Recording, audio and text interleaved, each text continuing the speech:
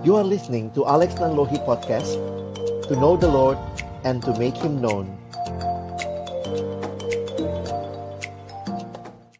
Jadi pengenalan akan Tuhan akan sebenarnya menolong kita makin mengenal diri kita dan makin memahami seharusnya bagaimana kita hidup di hadapan Tuhan ya. Mari sebelum kita membaca merenungkan firman Tuhan, kita berdoa. Bapa, kami kembali akan membuka firman-Mu, bukalah juga hati kami. Jadikanlah hati kami seperti tanah yang baik, supaya waktu benih firman Tuhan ditaburkan boleh sungguh-sungguh berakar, bertumbuh, dan juga berbuah nyata dalam hidup kami. Berkati rekan-rekan pengurus yang baru dalam semangat mereka untuk melayani Tuhan malam hari ini, kami rindu diperlengkapi bersama. Dalam nama Tuhan Yesus, kami menyerahkan pemberitaan firman-Mu. Amin.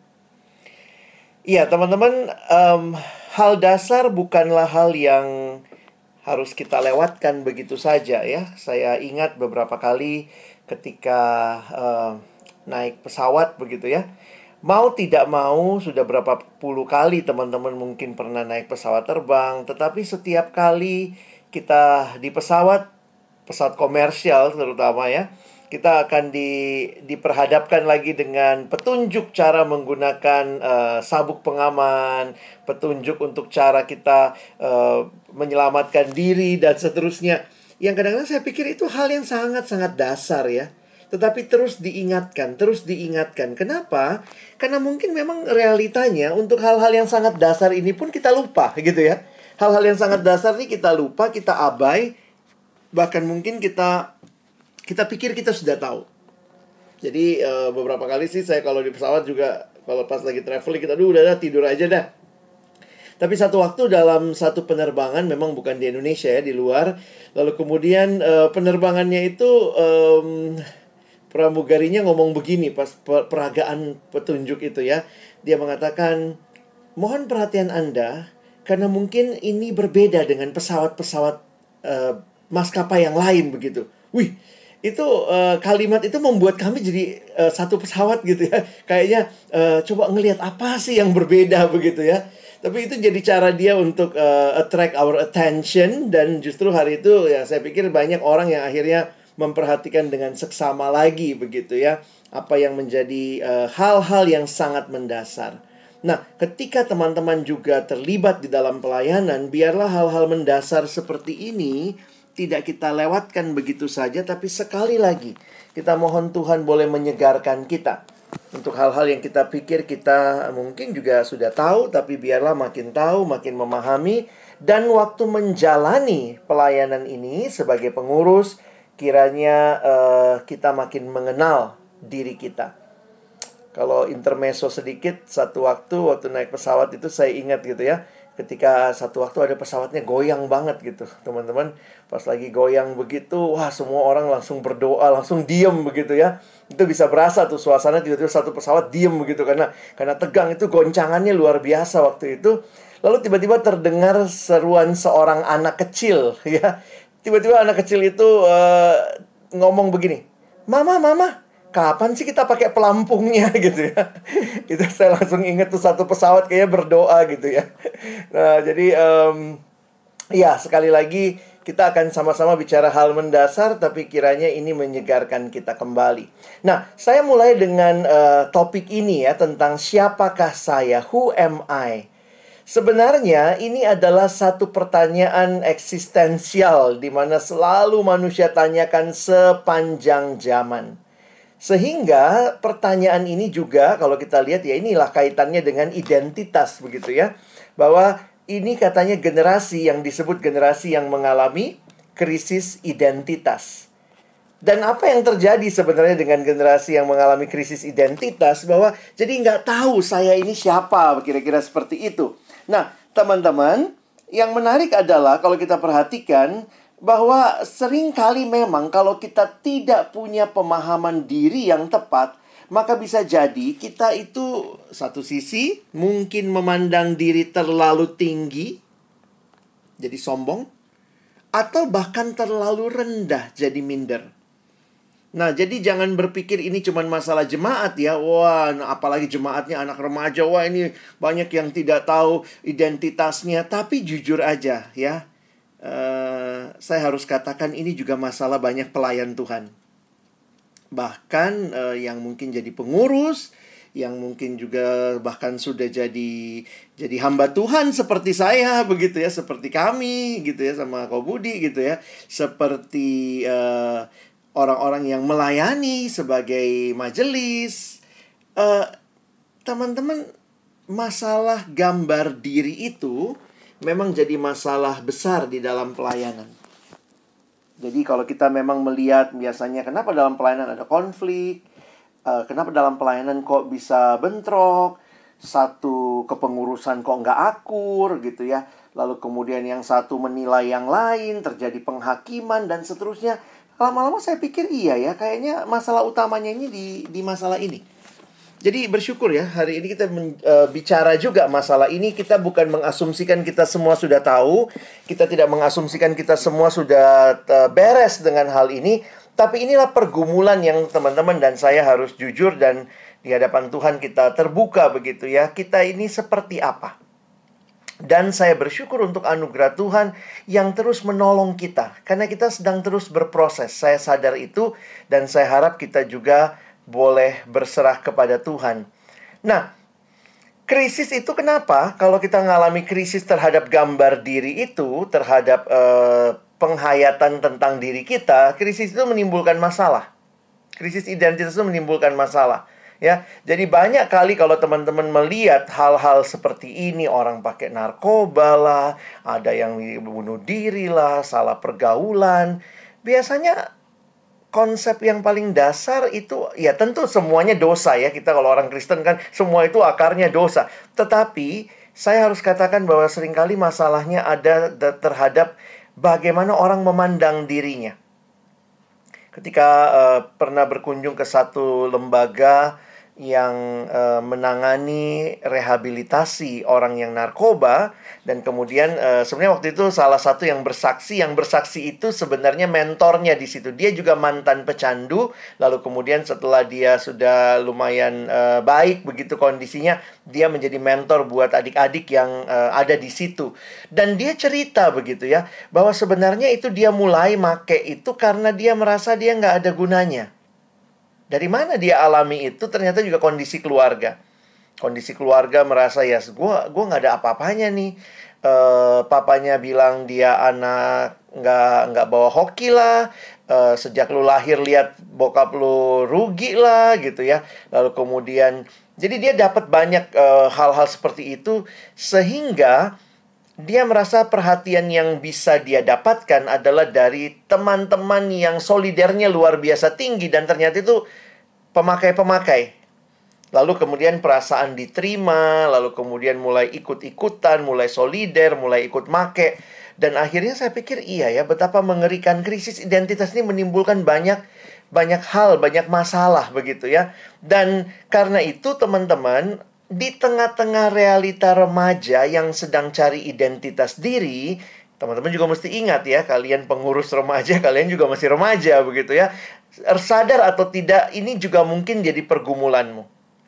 Sehingga, mari sejak awal kita belajar juga terbuka ya.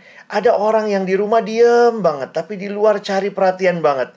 Di gereja lah, di sekolah. Dulu saya pernah lihat ya, ada anak yang kayaknya ini anak ini banget gitu ya. Ekstrovert luar biasa, kayaknya pemimpin geng banget gitu ya. Siapapun yang deket dia akan ceria, dia bisa mimpin dan segala macam. Tapi di rumah dia diem banget. Waktu ketemu mamanya cerita, di rumah gak mau ngomong, di dalam kamar, ngurung diri. Dan akhirnya waktu digali-gali, oh iya juga ada masalah gambar diri, ada masalah ketidakpuasan terhadap keluarga. Jadi,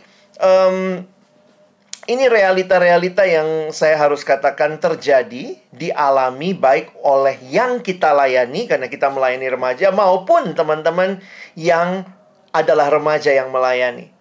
Tapi jangan merasa ini juga cuma masalah remaja ya, karena juga banyak hamba Tuhan minder.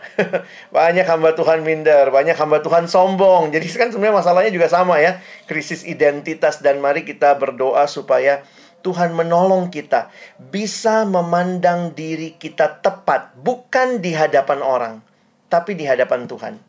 Tuhan tidak pernah minta kita compare ourselves to others. Kita bisa lihat orang lain menjadi teladan memacu kita, tapi bukan untuk membandingkan atau bahkan kita nggak puas. Kenapa dia dapat itu Tuhan, kenapa saya tidak dapat? Jadi saya pikir cara berpikir kita adalah kita memandang diri tepat di hadapan Tuhan. Nah, pertanyaan tentang siapakah saya ini, sebenarnya pertanyaan ini bersumber dari satu, atau kalau mau kita elaborasi, kita turunkan lagi, pertanyaan ini bisa dikaitkan, kalau gampangnya pakai bahasa Inggris aja ya, berkaitan dengan 3 pertanyaan dasar. Yaitu, pertama, pertanyaan tentang the past, lalu the present, and the future. Nah, itu gampang diingat ya. Pertanyaan pertama adalah tentang masa lalu. Dari mana saya datang? Lalu pertanyaan tentang masa kini, untuk apa saya di sini sekarang? Dan pertanyaan tentang masa depan, mau kemanakah saya? Jadi kalau bicara siapakah saya, bukan cuma bicara mengerti diri saya. Oh, saya Alex, nama saya Alex. Tetapi Alex ini dari mana datangnya? Nah, banyak anak-anak mengalami masalah dengan gambar diri karena dia mengkaitkan, misalnya, saya ini dari keluarga broken home, papa mama pisah, saya sama nenek atau sama kakek, atau mungkin, tapi sebenarnya begini loh, apakah itu jawaban terhadap dari mana saya datang? Jadi kalau kita hanya mengkaitkan ini semua dengan situasi kondisi kita, maka ini sedih teman-teman ya. Karena kita bisa bilang, ya saya ini dari keluarga yang broken home, saya ini dari keluarga yang ekonomi menengah ke bawah, saya ini dari, ya saya tahun ini belum sempat kuliah gitu ya. Kalau kita melihat dari mana saya datang berkaitan hanya dengan hal-hal seperti itu, saya pikir kita jadi tidak menghayati tentang gambar diri kita. Belum lagi yang kedua, untuk apa saya di sini? Dan akhirnya pertanyaan lebih lanjut adalah, mau kemanakah saya? Nah, teman-teman ada yang mengatakan kalau kamu bisa menjawab pertanyaan ini, kamu survive dalam hidup. Jadi, pertanyaan ini yang selalu jadi pergumulan. Sehingga kalau teman-teman menghadapi ya, sebenarnya semua ilmu pengetahuan berusaha menjawab pertanyaan ini. Percaya apa enggak? Misalnya, Cik Niken nih belajar ekonomi, lalu waktu dipelajari di teori bilangnya manusia adalah makhluk ekonomi. Wah, saya adalah makhluk ekonomi yang dimana seluruh kegiatan saya motif-motifnya ekonomi. Mengapa saya kuliah? Supaya saya nanti bisa kerja, supaya dapat uang. Berarti kan motifnya ekonomi. Mengapa saya akhirnya berkeluarga? Supaya kemudian saya bisa mempunyai anak, mempunyai keluarga, yang kemudian saya membangun sistem ekonomi yang baik. Ilmu ekonomi berusaha menjawab who am I secara ekonomi. Lalu nanti ilmu politik bilang, enggak, manusia itu makhluk politik. Semua beraktivitas kita didasari oleh pengaruh politik. Yang satu lagi bilang, oh enggak gitu dong, manusia adalah makhluk budaya. Wah, manusia adalah makhluk seni, manusia adalah makhluk ini. Semua berusaha memberikan jawaban sepanjang masa terhadap pertanyaan ini. Nah, bagaimana kita melihatnya begitu ya? Sehingga pertanyaan paling sederhana adalah begini. Kalau kita bicara identitas, itu identitas kita temukan bagaimana? Kita look inside ourselves atau find from outside ourselves. Nah, ini bisa jadi diskusi ya. Kalau kita mungkin tatap muka lebih enak diskusinya. Tapi saya cuman Koko ingin belajar untuk mengajak teman-teman berpikir. Kalau demikian, sebenarnya yang namanya identitas itu dari dalam atau dari luar diri? Nah, nanti kita coba lihat jawabannya. Sebenarnya kalau kita perhatikan dengan sederhana, semangat zaman sekarang, anak-anak zaman sekarang khususnya yang ditawarkan di media sosial dengan orang-orang yang begitu rupa mengikuti apa sekarang istilahnya ya just follow your heart. Ikutin aja hatimu. Ikutin aja hatimu. Look inside you. Dan terjadilah beberapa, adalah yang selebriti lah, ada mungkin orang-orang yang saya lihat ada beberapa yang mengalami pergumulan dengan orientasi seksual. Itu biasanya kemudian melihat ke dalam dirinya, lalu kemudian dia bilang, saya cuman ikut apa kata hati saya aja. Nah, itu semangat zaman sekarang tuh. Ya ikutin kata hati saya. Gue mau jadi cewek, ya udah, gue ganti kelamin, operasi. Gue cewek gitu. Gue ikutin hati gue gitu. Is it true? Kalau kita nggak jelas tentang hal ini, jadi kita juga jadi bingung begitu. Mana yang harus kita ikuti? Hati kita yang sudah jatuh dalam dosa. Jangan lupa loh, hati juga jatuh dalam dosa. Atau kita harusnya mengikuti apa yang kata Tuhan. Jadi di sini bagi saya menarik untuk kita melihat when we talk about identity, where should we find identity?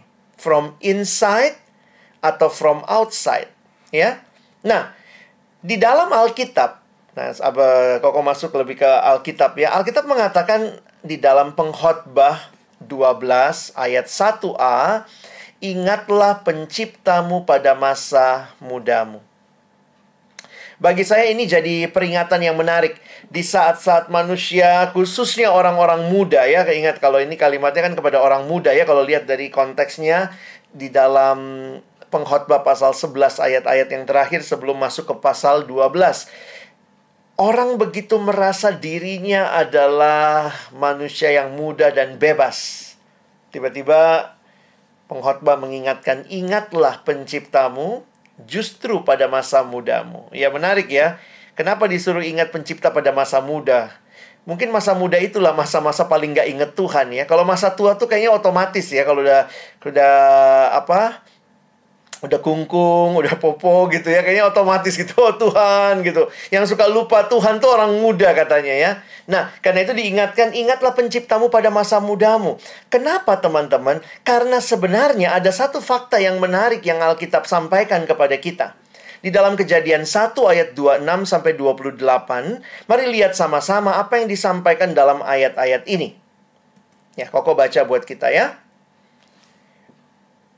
Berfirmanlah Allah, baiklah kita menjadikan manusia menurut gambar dan rupa kita, supaya mereka berkuasa atas ikan-ikan di laut dan burung-burung di udara, dan atas ternak, dan atas seluruh bumi, dan atas segala binatang melata yang merayap di bumi.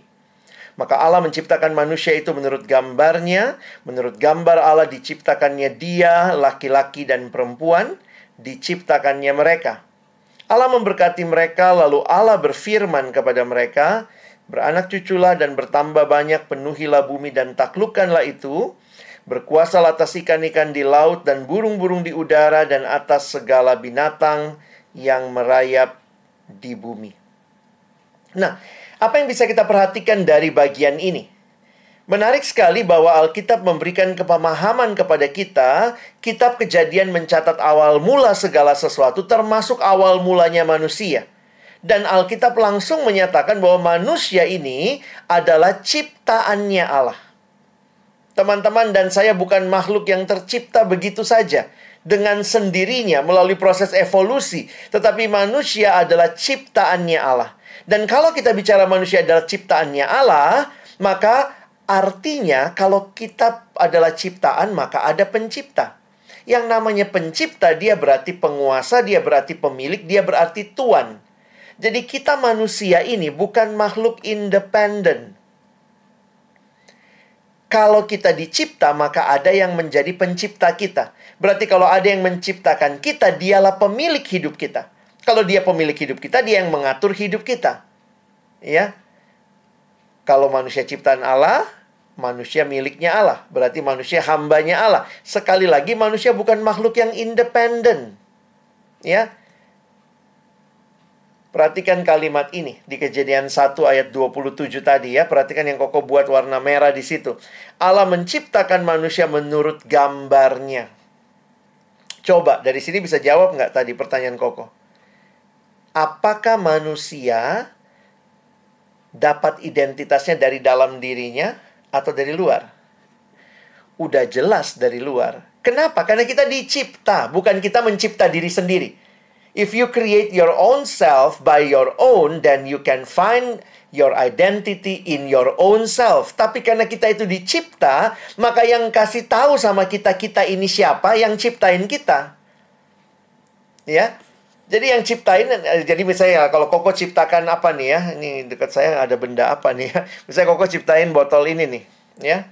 Kalau saya ciptain botol ini, maka botol ini diciptakan sebagai botol karena saya penciptanya yang bilang ini botol. Jadi bukannya dia merenung, memikirkan, lihat ke dalam kebotolannya, oh aku botol, lalu dia jadi botol. Bukan. Tetapi penciptanya mengatakan kamu botol, ya.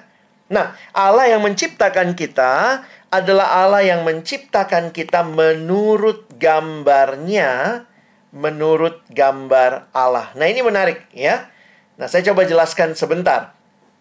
Di dalam bahasa Inggris dipakai istilah in the image of God, di dalam gambarnya Allah. Nah, kenapa konsep ini penting, manusia sebagai gambar Allah? Karena bagi saya ini adalah yang menjadi dasar kemanusiaan kita. Dasar kamu mengerti dirimu, dasar kamu mengerti orang yang kamu layani. Karena pengurus dipanggil untuk melayani jemaat, ya. Nah, makanya coba kita lihat sama-sama. Apa sih yang membuat kita itu, karena sebagai gambar Allah, kenapa kita disebut gambar Allah dan kenapa kita jadi spesial dibanding ciptaan yang lain? Nah, ayo sekarang ikut sama Koko. Kita akan coba sama-sama melihat kembali kitab Kejadian pasal 1. Kita sedikit trace back. Lihat bagaimana penciptaan yang lain-lain. Ya. Kan tadi kita baca penciptaan manusia. Manusia adalah gambar dan rupa Allah. Nah, sekarang Koko mau penciptaan tumbuhan. Ya, ini penciptaan tumbuhan di hari yang ketiga. Perhatikan ya. Coba lihat apa yang ada di situ.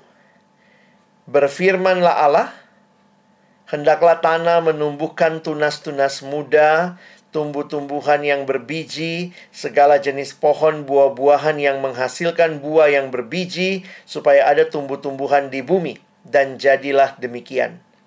Tanah itu menumbuhkan tunas-tunas muda, segala jenis tumbuh-tumbuhan yang berbiji, dan segala jenis pohon-pohonan yang menghasilkan buah yang berbiji.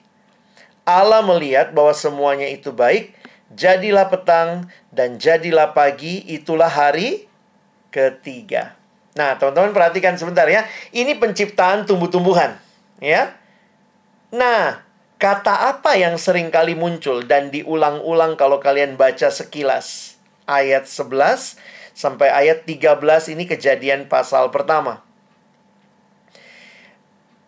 Agak susah memang kalau lihat bahasa Indonesianya ya, karena kayaknya yang mana yang diulang ya, yang mana yang diulang ya. Tapi coba perhatikan bahasa Inggrisnya sebentar ya. Koko kasih bahasa Inggrisnya, pasti kalian udah tahu bahasa Inggris semua kan, udah jago ya. Nah, perhatikan sebentar, lihat yang saya baca ya, perhatikan. Then God said, let the land produce vegetation, seed-bearing plants, and trees on the land that bear fruit with seed in it, according to their various kinds. And it was so. And the land produced vegetation, plants bearing seed according to their kinds, and trees bearing fruit with seed in it, according to their kinds. And God saw that it was good. And there was evening and there was morning the third day. Teman-teman perhatikan nggak yang saya garis bawahi itu? Memang kalau bahasa Indonesia tadi emang apa ya terjemahannya ya? Bahasa Indonesia ini terjemahannya cuma begini. Maaf, saya balik sebentar ya. Segala jenis, ya. Lalu nanti muncul lagi di bawah tuh. Tanah itu menumbuhkan tunas muda segala jenis. Lalu dan segala jenis pohon-pohonan. Nah, menarik kalau lihat bahasa Inggrisnya, dia pakai istilah according to their various kinds, according to their kinds, according to their kinds. Apa sih maksudnya? Nah, Koko kasih contoh begini. Teman-teman tahu mangga dong ya, pernah lihat mangga ya? Nah, numpang tanya. Ada berapa jenis mangga yang kamu tahu? Ayo, biar nggak ngantuk, ayo tulis di chat. Tulis di kolom chat. Mangga apa saja yang kamu tahu ya, jenisnya. Apa mangga apa? Jangan bilang mangga manis, mangga asem ya, enggak. Apa aja mangga apa yang kalian tahu? Aru manis. Oke, apalagi? Ada mangga apa lagi? Saya kasih waktu 1 menit. Mangga gedong, mangga 2 ya. Mangga 2 beneran gak tuh ya? Mangga lucu, mangga muda. Indramayu, nah ini yang bener nih ya. Cindikan bener nih, Indramayu. Ayo, mangga apa lagi? Mangga haha. Mangga harum manis gitu ya. Mangga golek, benar-benar ya, mangga golek. Oke. Udah cukup ya. Sekarang kok tanya, kalau mangga-mangga itu, kenapa waktu kamu lihat buah model begitu, kamu bilang itu mangga? Walaupun mungkin yang satu lihat mangga arum manis, yang yang satu lihat mangga golek, yang satu lihat mangga macan, ada juga mangga macan gitu ya. Kenapa waktu lihat buah model begitu, kamu langsung bisa tahu itu mangga? Kira-kira kenapa? Waktu lihat itu, oh ini mangga. Nah, perhatikan, ini ayat ini sebenarnya bicara seperti itu. Bahwa semua jenis, atau bukan semua jenis lah, gimana cara jelasinnya? Semua mangga-mangga itu diciptakan mewakili jenisnya. Atau begini ya, jadi mangga arum manis, mangga golek, mangga macan diciptakan mewakili ada satu jenis yang namanya mangga. Atau mungkin gampangnya apa? Kemanggaan, gitu ya. Kemanggaan, manggahness, manggahship. Jadi mangga itu diciptakan mewakili kemanggaan. Nah itu bisa dipahami nggak? Sama kalau kayak kalian lihat pisang. Pisang tuh ada banyak tuh. Ada pisang golek, pisang ambon, pisang sepatu, pisang barangan lah. Semua. Tapi kenapa begitu lihat yang bentuknya kayak begitu, kita langsung bisa tahu. Ini namanya, kita langsung bisa sebut pisang. Jadi apapun jenisnya itu, pisang itu diciptakan mewakili kepisangan. Pisang goreng juga ya kok. Pisang goreng mau udah dimasak ya. Jadi semua mangga diciptakan mewakili yang namanya kemanggaan. Semua pisang diciptakan mewakili kepisangan. Jadi kira-kira gitu deh konsepnya ya. Jadi menarik nih. Apapun yang dicipta, yang tumbuh-tumbuhan gitu ya. Sama kalau kamu lihat jeruk, macam-macam, ada jeruk apa. Kamu lihat anggur tuh banyak banget jenisnya. Tapi anggur diciptakan mewakili keangguran ya. Tomat mewakili ketomatan, kira-kira gitu ya. Nah, ini semua itu mewakili jenisnya. Oke? Nah, sekarang kita maju. Kita lihat Kejadian 1, 24, dan 25. Nah, kali ini teman-teman perhatikan. Ini adalah penciptaannya hewan. Ingat tadi penciptaannya tumbuhan. Ayat 11 sampai 13, lalu hewan diciptakan ayat 24 sampai 26. 25. Nanti 26 itu sudah penciptaan manusia yang tadi kita baca ya. Nah, sekarang baca lagi. Berfirmanlah Allah, hendaklah bumi mengeluarkan segala jenis makhluk yang hidup, ternak dan binatang melata dan segala jenis binatang liar. Dan jadilah demikian. Allah menciptakan segala jenis binatang liar dan segala jenis ternak dan segala jenis binatang melata di muka bumi. Allah melihat bahwa semuanya itu baik. Ayo, kata apa lagi yang diulang? Udah tahu nih ya. Segala jenis. Ya.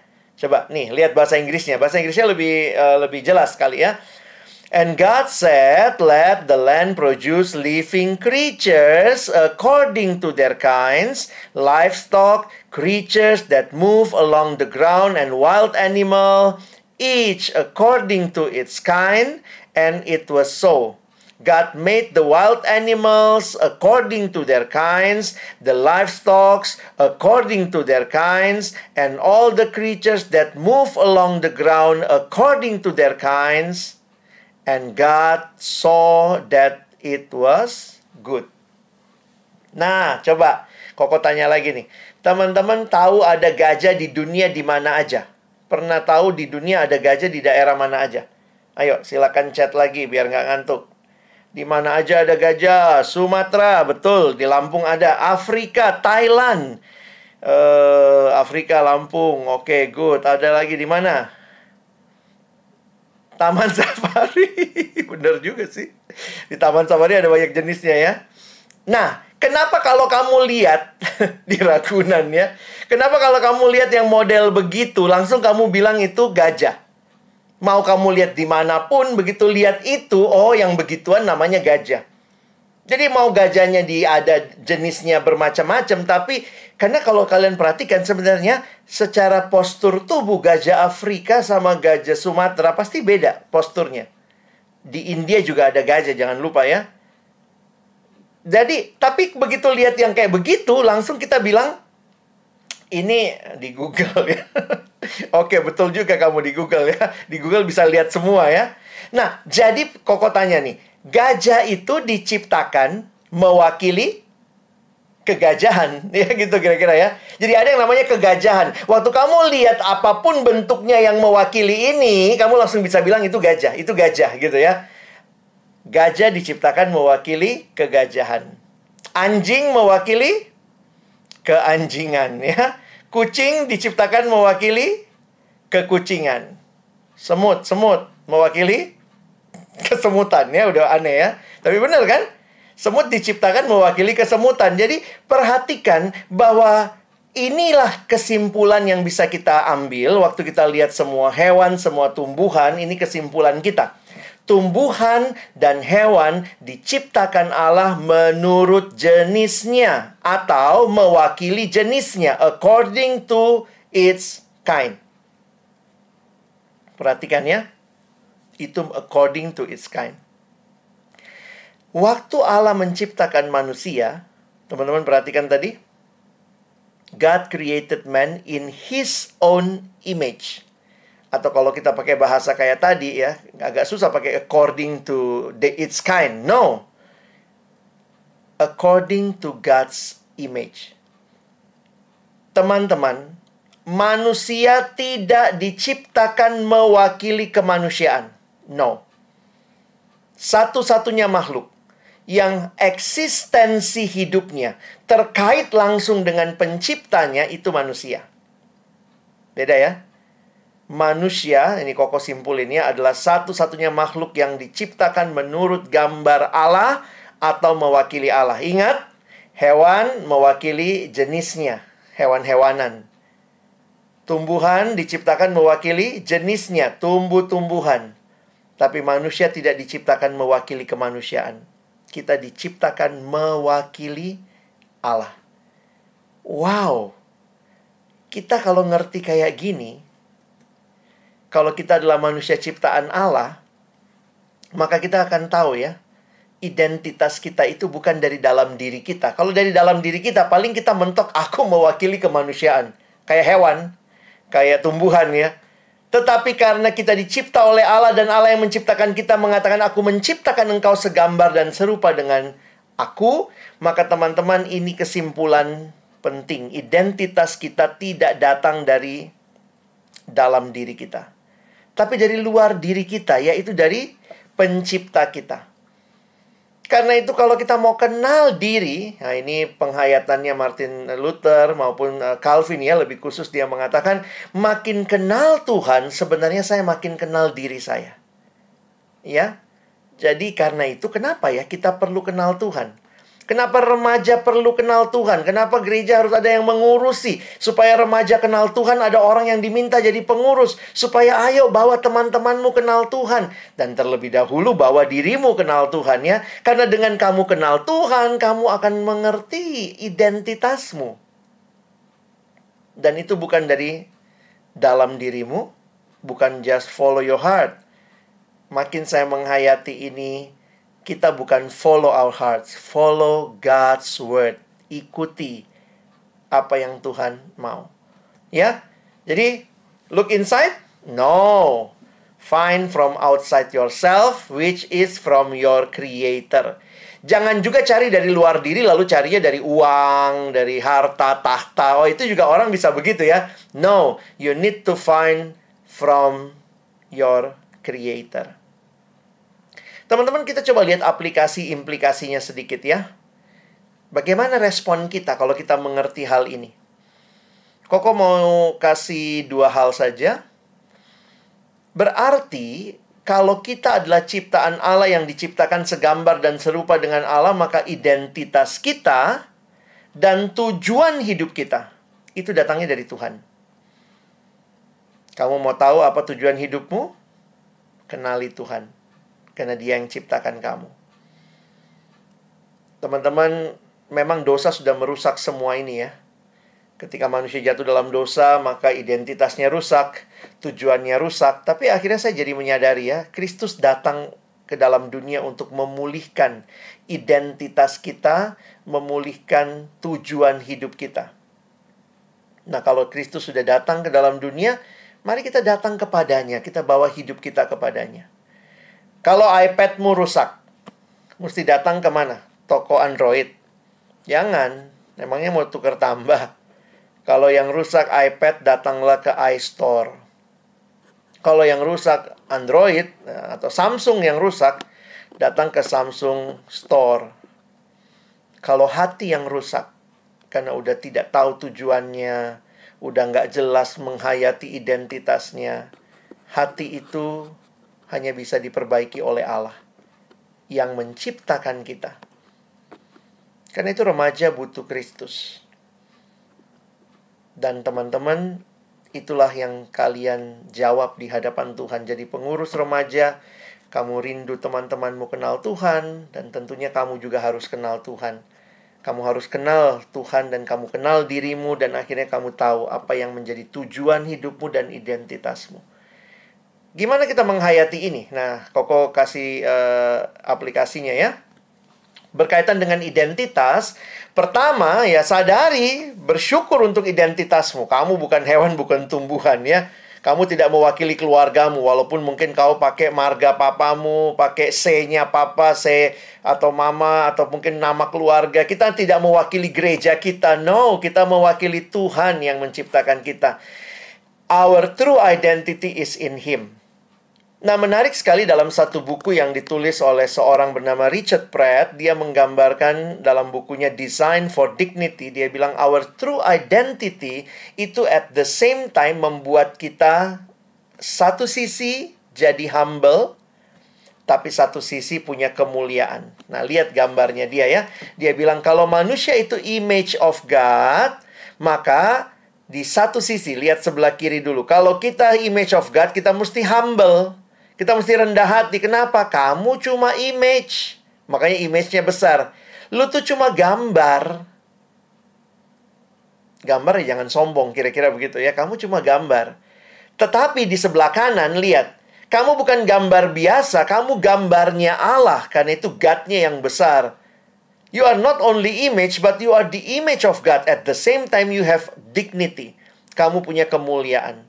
Jadi sebenarnya kita tidak memandang diri terlalu rendah, tidak memandang diri terlalu tinggi, tetapi kita membangun hidup yang rendah hati dan juga punya kemuliaan. Jangan sepelekan dirimu. Kenapa? Karena kamu gambarnya Allah. Tapi jangan sombong, kamu bukan Allah, kamu cuma gambarnya, jangan sok jadi Allah. Disinilah keseimbangan ini. Identitas kita justru membawa kita tunduk kepada Allah, tapi pada saat yang sama kagum kepada Allah. Humble and dignity at the same time. Kalau orang sungguh-sungguh kenal identitasnya, jadi pengurus tuh nggak jadi sombong. Ya. Tidak merasa, weh aku luar biasa loh ya. Kita nggak jadi sombong, tapi juga jangan ngeremehin diri. Aku nggak ada apa-apanya, nggak ada apa-apanya. Ingat loh, kamu gambarnya Allah loh. Ya. Jadi dua sisi ini akan berbarengan dengan baik. Nah, disinilah kita jadi sadar juga ya. Perjalanan hidup remaja itu banyak yang lagi cari identitas. Padahal dari kalimatnya saja udah salah. Kita tidak cari identitas. Kita tidak berusaha mendapatkan identitas. Tapi identitas kita itu dikasih. Siapa yang ngasih? Juru selamat. Mau nyari apa? Apakah karena kita... Kadang-kadang tuh orang tua suka gitu ya. Kalau anaknya udah lulus kuliah gitu, iya nih, aduh puji Tuhan anakku sudah jadi orang. Emangnya tadinya monyet gitu ya. Kalau baru jadi orang sesudah lulus kuliah. Nah, ini kan kadang-kadang cara berpikir dunia memang begitu. Jadi ini bukan orang dulu nih. Nanti kalau dia sudah punya gelar S1, nah baru orang. Sebelumnya apa? Tuhan bilang dari awal, kamu gambar dan rupaku. Kita belum ngapa-ngapain loh. Tuhan nggak bilang begini, nanti kalau kamu juara kelas, baru kamu gambar dan rupa saya. Enggak. Tuhan bilang dari awal kamu gambar dan rupaku. Nah, justru karena kamu gambar dan rupaku, belajar dengan rajin. Kamu tidak belajar dengan rajin supaya jadi gambar dan rupa Allah. No. Kita sudah gambar dan rupa Allah kan. Itu kita rajin, kita bersemangat, kita melayani, kita terlibat, kita punya relasi dengan Tuhan. True self-identity itu tidak kita peroleh. Tidak kita kejar, tidak kita cari, tapi kita peroleh. It's not gain, but given by God the Creator. Nah, bayangkan ya, anak muda yang sibuk katanya cari identitas. Ayolah kita bawa mereka cari Tuhan. Karena memang Tuhan yang kasih identitas buat mereka. Jangan sampai dia cari identitas dengan cara-cara yang tidak tepat. Makanya ada kalimat seperti ini. You don't have to prove anything to gain acceptance from God your Creator. In Him, ya, di dalam Dia, you were accepted, you were loved, you are precious. Teman-teman, engkau berharga bukan karena engkau lakukan ini dan itu jadi kau berharga di hadapan Tuhan. Tidak, tapi karena engkau sudah berharga. Sejak awal kan Tuhan bilang, kamu gambar, Allah menciptakan manusia menurut gambar dan rupanya. Bukannya Tuhan, Allah menciptakan manusia mewakili dirinya, lalu nanti lama-lama dia naik kelas dari kemanusiaan, naik sedikit ke malaikatan, nanti jadi ketuhanan. Enggak ya. Start from the beginning. You are God's own image. Nah, apalagi implikasinya? Implikasinya berarti kita ini unik. Kita ini unik karena kita diciptakan segambar dan serupa dengan Allah. Kalau Allah kita adalah Allah yang creator, mencipta, maka kita juga bisa kreatif karena kita kan meniru Allah kita. Dan kita unik. Uniknya kenapa?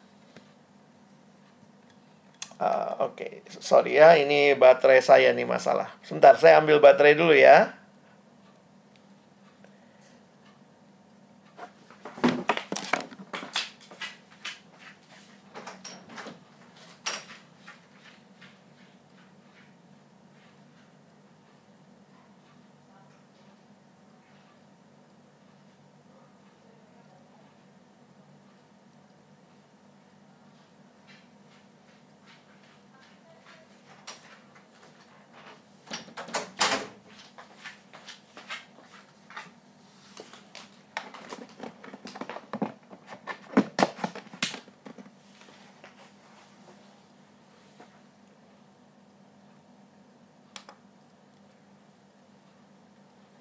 Oke.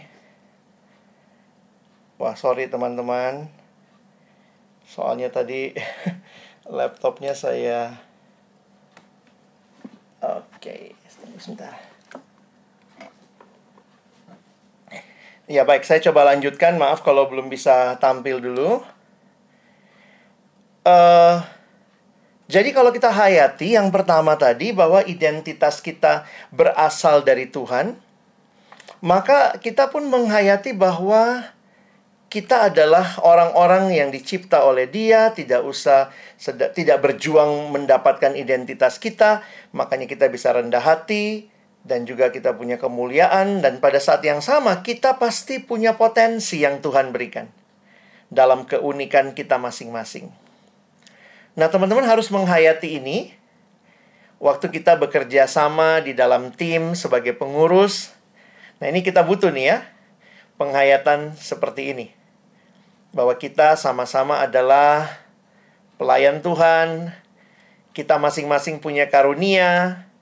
Yang satu mungkin punya kelebihan dalam bidang apa, yang lain punya kelebihan dalam bidang yang lainnya. Jadi, akhirnya kita tidak jadi orang yang merasa diri kita lah segala-galanya, ya. Jadi di situ saya pikir kita jadi ditolong oleh Tuhan untuk juga bisa ya menikmati ya kesatuan, keberagaman yang ada di dalam pelayanan kita. Nah, di sisi yang lain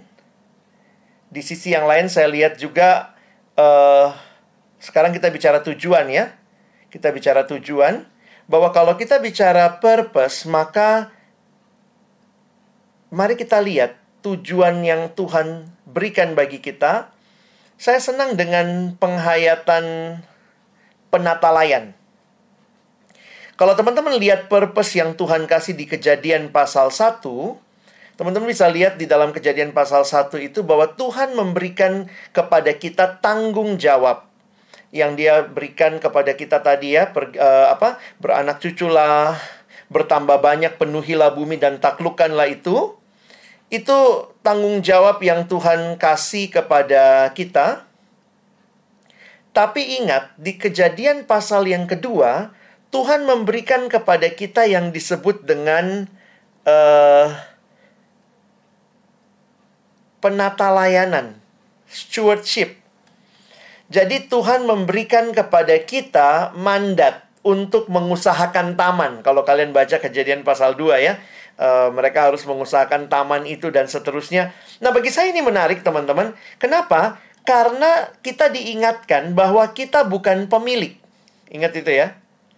Kita bukan owner, tetapi kita steward. Dan bagi saya ini yang penting untuk kita ingat dalam hidup ini, bahwa teman-teman dan saya, kita bukanlah pemilik semua yang ada dalam hidup ini, tapi kita adalah penata layan. We are not the owner, but we are the steward of God's creation, of God's creation yang diberikan kepada kita. Jadi dari penghayatan ini saya pikir kita harusnya mengerti bahwa tugas kita dalam kehidupan ini bukan memuliakan diri kita. Karena pada akhirnya bukan kita ownernya. Tapi harusnya kita benar-benar bisa memuliakan Allah, begitu ya, sebagai yang menjadi pemilik dari segala-galanya. Jadi slide ini tadi masih berkaitan dengan purpose, identity, ya. Kita punya keunikan, hargai keunikan itu waktu kita nanti kerja dalam tim. Betul sih, kita sama-sama gambar Allah, tapi secara tim Tuhan berikan karunia masing-masing orang berbeda-beda. Keunikan masing-masing orang berbeda-beda. Kita masing-masing berharga, mulia, Allah mengasihi kita. Dan ini yang harusnya membuat kita juga tidak merasa diri segala-galanya, jangan sombong. Juga jangan minder. Kadang-kadang ada orang begitu ya. Udah tahu punya karunia, aduh enggak ada, aku nggak punya, aku nggak bisa gitu ya. Tapi ada lagi yang satu merasa diri bisa lalu jadi sombong ya. Kalau tadi masalah purpose. Yang kedua, tadi saya bilang ya, ini Tuhan bilang penuhi bumi, taklukkanlah itu, beranak cuculah, bertambah banyaklah. Nah, ini yang Koko bilang tadi ya. Kita perlu mengembangkan penghayatan God's ownership and our stewardship. Kita bukan pemilik. Karena itu tujuan hidup kita semata-mata untuk memuliakan Tuhan, for His glory. Ya, jadi saya berharap apa yang kita terima malam ini secara khusus akan menolong kita juga waktu menjalani pelayanan ke depan. Teman-teman akan atau sedang melayani remaja. Teman-teman juga masih remaja. Perjalananmu juga untuk makin menghayati apa yang jadi talentamu, karuniamu. Menerima dirimu. Bukan melihat masa lalumu, tapi melihat siapa kamu sekarang di dalam Tuhan. Dan pada saat yang sama kamu dipanggil untuk berjalan bersama para remaja yang lain. Yang juga mungkin sedang bergumul dengan identitasnya. Nah, kiranya kita membawa mereka kepada Tuhan, pencipta mereka, yang akan menolong mereka juga makin menghayati hidupnya di dalam Tuhan. Hanya di dalam Tuhan mereka punya identity yang benar, mereka punya purpose yang benar.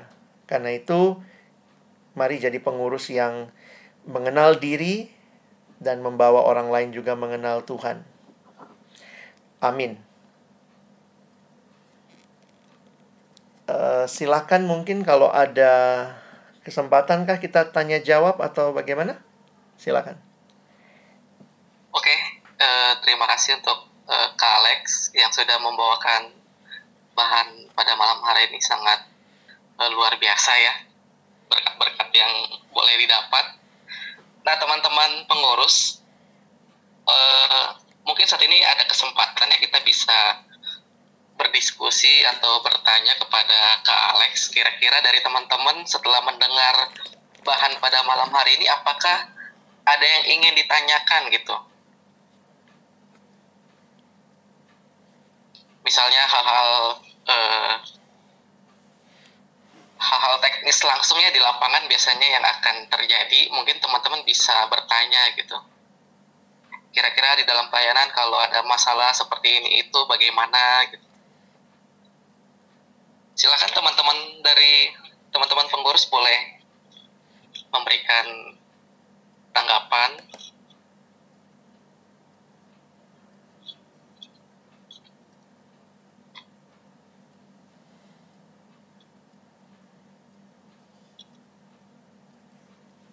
Yasu boleh, Yasu, ketua. Silakan. Nggak ada kok. Kak Alex, nanya dong. Iya, Kak Niken. Cik Niken.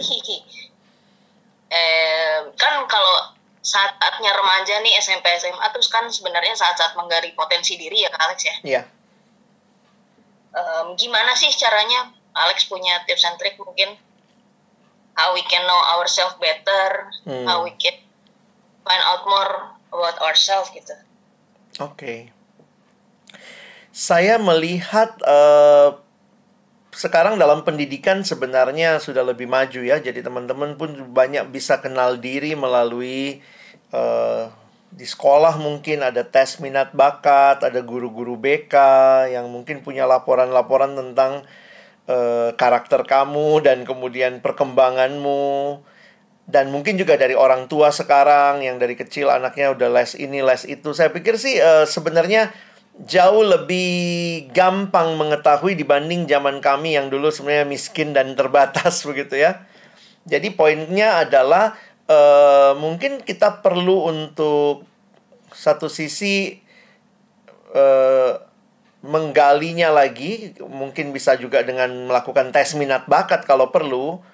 Tapi di sisi lain yang saya lihat, mungkin pelayanan remaja ada baiknya memberikan ruang-ruang untuk kontribusi bagi remaja.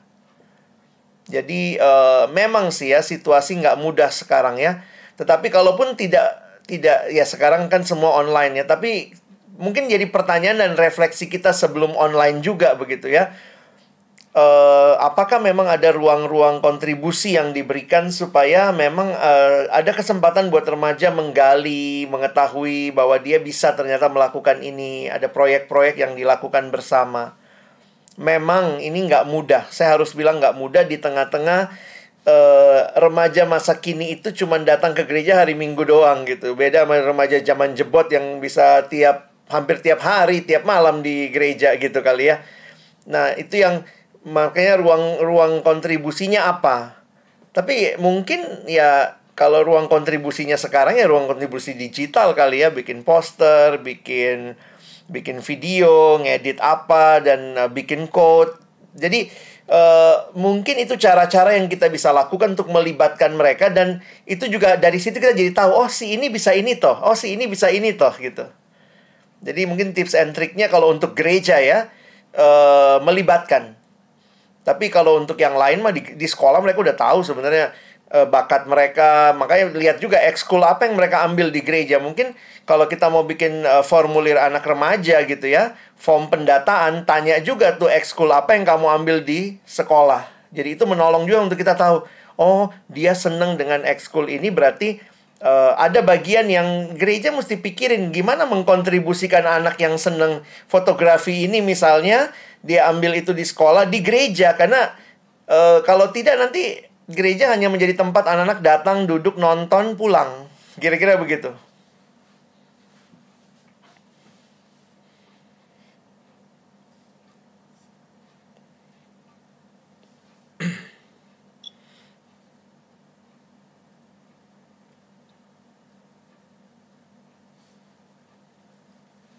Oke, dari teman-teman yang lain apakah ada yang ingin bertanya?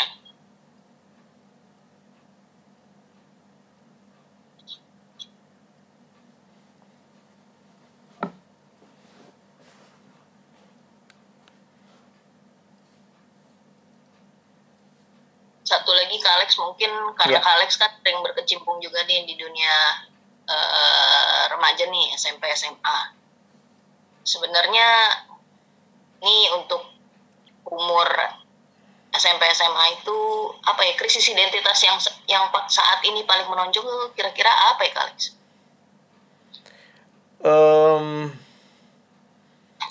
Nilai kali ya. Saya lihatnya nilai karena anak sekarang, kalau zaman saya mungkin atau zaman kita lah dulu ya, kalau mungkin saya sejaman sama Kak Ciniken. Dulu itu beda. Di masa yang lalu, orang tua itu kalau kalian lihat ya, itu dulu selalu bilang anak saya nakal. Jadi dulu tuh yang paling sering kalau ketemu nih, anak gue nih nakal banget gitu, anak gue nakal gitu. Sekarang itu agak jarang saya dengar. Karena hampir semua anak manis gitu ya. Manis tapi mungkin bejat gitu kali ya. Sama juga dulu nakal dan bejat. Sekarang tuh tampilan luarnya manis. Anak sekarang kan manis-manis ya. Karena mainnya sama gadget, nggak keluar rumah. Beda sama kayak kita dulu kali ya, yang keluar rumah gitu. Jadi saya lagi mikir gitu, apa sih sebenarnya yang jadi krisis mereka ya dalam identitas? Mungkin masalah nilai. Nilai-nilai yang misalnya tadi ya, sorry ya, kayak kalau tuh saya gali misalnya kayak tadi follow your heart gitu. Jujur aja anak remaja itu karena memang yang dia follow itu Instagram atau apa gitu ya. Mungkin kita perlu juga melihat nilai-nilai itu. Apa sih yang ditawarkan di situ dan kita jawab itu dengan sudut pandang kekristenan. Nah, saya pikir resource yang bagus itu adalah teman-teman pengurus remaja sendiri. Apa sih yang temen lu lagi suka? Lalu dari situ ada nilai apa yang dia dapat. Nah, kadang-kadang nilai yang didapat misalnya tadi ya ikutin aja apa kata hati lu, asal lu seneng dah. Kan sekarang semboyan yang ditawarkan, jangan lupa bahagia ya. Banyak orang bahagia tapi nggak berdasarkan firman gitu ya. Bisa aja dia bahagia gitu, tapi apakah berdasarkan firman? Makanya apa yang kita kasih, dulu itu khotbah-khotbah zaman-zaman kita adalah jangan narkoba, jangan nyontek, jangan apa. Anak sekarang mah narkoba juga mungkin nggak pernah lihat kali ya anak sekarang ya. Karena sangat diprotek sama keluarga gitu ya. Jarang lihat narkoba, nggak pernah lihat obat-obatan terlarang. Jadi dulu arahan khotbah banyak kepada perubahan perilaku karena dulunya nakal, lalu diambil supaya nggak nakal. Kalau sekarang mungkin ya, pembentukan identitasnya mereka kelihatannya baik, tapi nilai apa yang ada di dalam mereka? Makanya beberapa buku banyak yang mencoba menghayati apa sekarang itu banyak orang Kristen tampilan luarnya, tapi ternyata konsepnya duniawi ya. Jadi misalnya dia Kristen gitu, tapi setuju friend with benefit gitu. Dia Kristen tapi nggak masalah kok HTS-an, hubungan tanpa status, yang penting sayang gitu. Tapi Kristen, rajin ke gereja tapi terjebak di HTS-an. Nggak pacaran tapi panggilnya sayang-sayang gitu. Kenapa? Gue seneng kedekatannya. Jadi kadang-kadang saya mikir karena itu yang ditawarkan di luar. Sementara kalau kita cuma lihat tampilan luarnya manis, tapi ternyata banyak yang terjebak dalam konsep-konsep yang nggak tepat. Nah, mungkin itu yang gereja harus secara kontinu, kita persekutuannya remaja harus secara kontinu memberikan counter culture. Jadi saya juga jadi makin sadar tentang follow your heart itu waktu lihat beberapa artis, terus kemudian dia bikin pengakuan di YouTube, saya gay, mau apa? Mama saya tadinya nggak terima, tapi sekarang sudah terima. Ya udah, gue ikutin kata hati gue aja. Nah itu jadi panutan banget, yang nonton 2 juta. Kita posting khotbah yang nonton 100 aja syukur. Yang nonton 2 juta, 3 juta. Dan itu masuk tuh nilai-nilainya. Ada yang hamil di luar nikah, lalu kemudian bikin ini. Ya memang kami salah, tapi yang penting tanggung jawab. Hah? Segampang itukah melanggar kekudusan yang Dan itu karena artis, jadi kayaknya anak sekarang ngelihat nggak apa-apa kok. Hamil duluan nggak masalah, toh hidup bahagia juga kok. Yang penting kan tanggung jawab. Jadi ini gimana nih? Kayaknya nilai-nilai ini yang terus ditawarkan. Dan generasi kita tumbuh dengan nilai itu. YouTube itu lebih mengajarin mereka daripada Alkitab. Makanya mungkin kita perlu juga untuk aware dengan nilai apa. Tapi mesti tanya sama mereka. Lagu juga begitu. Lagu-lagu yang mengajarkan nilai-nilai yang tanpa sadar masuk tuh di bawah sadar remaja. Kira-kira gitu kali kah, Ciniken?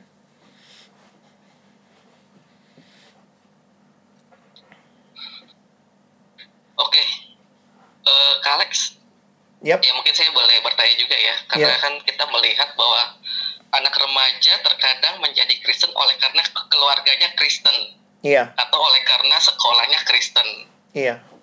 dan datang ke gereja pun oleh karena disuruh dan didorong oleh sekolah dan juga orang tua.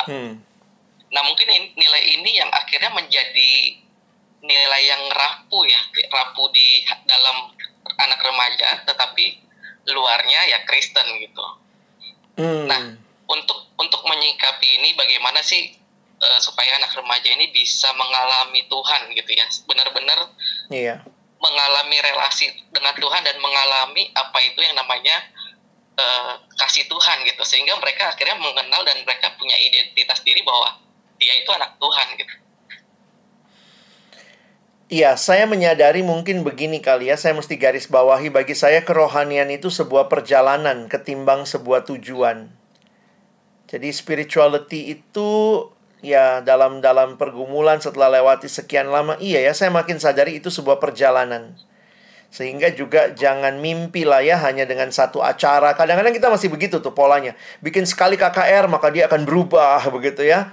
Betul, banyak juga yang alami itu model Paulus. Tapi juga ada yang modelnya bukan kayak Paulus. Mungkin seperti Timotius, dari kecil sudah kenal kitab suci, pernah rajin sekolah minggu. Tapi ternyata sampai tua pun Paulus masih tulis surat sama Timotius mengingatkan dia. Jadi tidak ada magic journey di mana if you already pass this journey then you will survive until the end. Poinnya adalah kamu harus ditemani berjalan bersama. Jadi spirituality is a journey. Nah, jadi saya justru bertanya sebenarnya dalam pergumulan pribadi begitu ya. Gereja persekutuan siap nggak mendampingi remaja berjalan dalam spiritual journey mereka? Tentu keluarga Kristen, mereka dari latar belakang keluarga Kristen itu baiklah ya. Tapi juga seperti yang Ko Budi bilang ya, banyak yang terjebak dalam ritualistik. Ya, saya Kristen karena berbudaya Kristen, papa Kristen, mama Kristen, masa gue Islam gitu ya. Jadi kayaknya akhirnya menjadi sesuatu yang tidak dihayati. Nah, menghayatinya ini yang saya pikir bisa jadi ya. Dia butuh komunitas yang lain. Nah, sorry ya, saya kalau keluarga bisa di-empower silahkan, itu sangat-sangat baik. Tetapi jujur aja banyak anak remaja justru kecewa sama keluarganya. Nah, ini penelitian Amerika kali ya, tapi di Amerika tuh sebagian besar remaja yang meninggalkan gereja justru waktu disurvei alasan terbesar mereka meninggalkan gereja adalah karena kemunafikan orang tua Kristen mereka.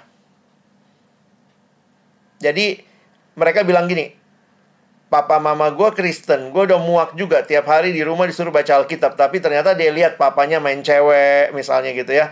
Dia lihat mamanya masih judi. Terus mungkin dia lihat, nyokap gue di gereja aja aktif, di luar enggak. Nah itu ternyata kalau di Amerika ya, surveinya yang terbanyak kenapa remaja meninggalkan gereja karena tidak lihat orang tuanya yang sudah Kristen atau notabene Kristen menghidupi nilai-nilai kekristenan. Jadi mereka kecewa sebenarnya sama gereja, bukan sama gerejanya pada awalnya, tapi sama orang tuanya.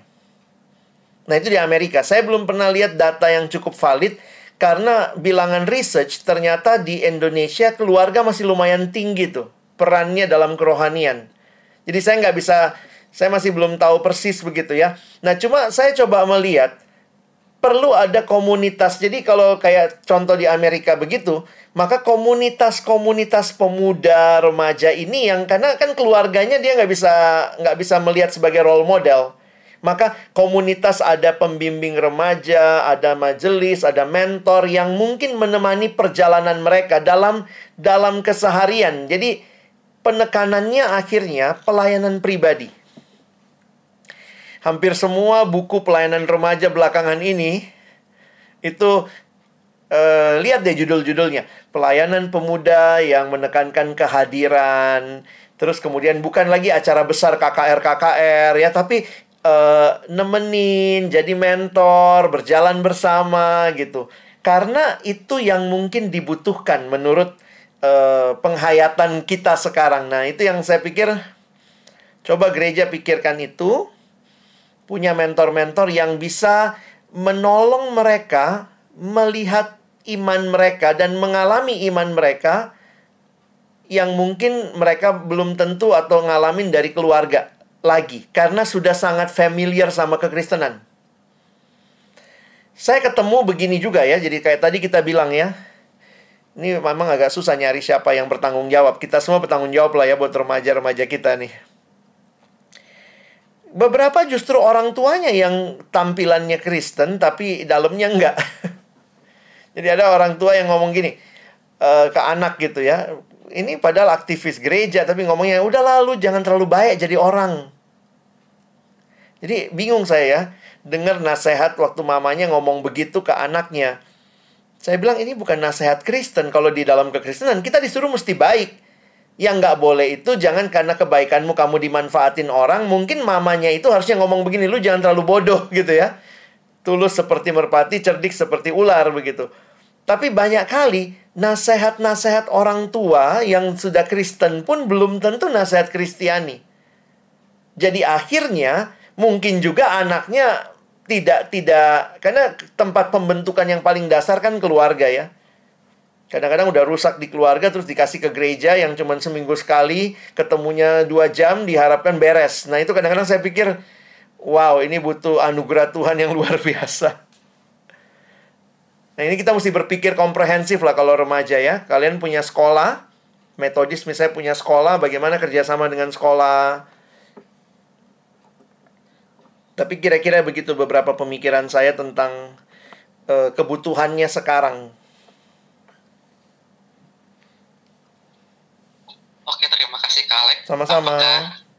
Apakah ada lagi?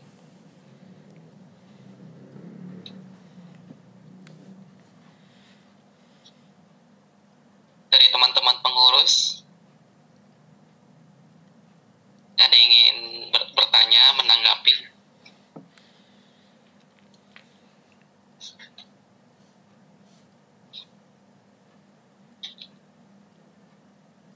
Wah, kayaknya nggak ada ya. Masih terlalu excited baru dilantik nih, jadi mungkin nanti ya. Ya. Oke, kalau begitu kita sudah mau 8:30. Kita akhiri saja ya pada malam hari ini pertemuan kita. Terima kasih banyak untuk Kak Alex sekali lagi. Setiap bahan yang sudah didengar, banyak sekali berkat-berkat yang saya dapat gitu ya, dan tentu juga memberkati buat teman-teman sekalian. Ya, saya berharap juga teman-teman pengurus juga bisa meresapi ya setiap bahan yang ada dan boleh bertumbuh bersama dan bisa melayani Tuhan dengan benar gitu, karena kita melayani untuk kemuliaan nama Tuhan ya, yang sudah Tuhan percayakan untuk kita.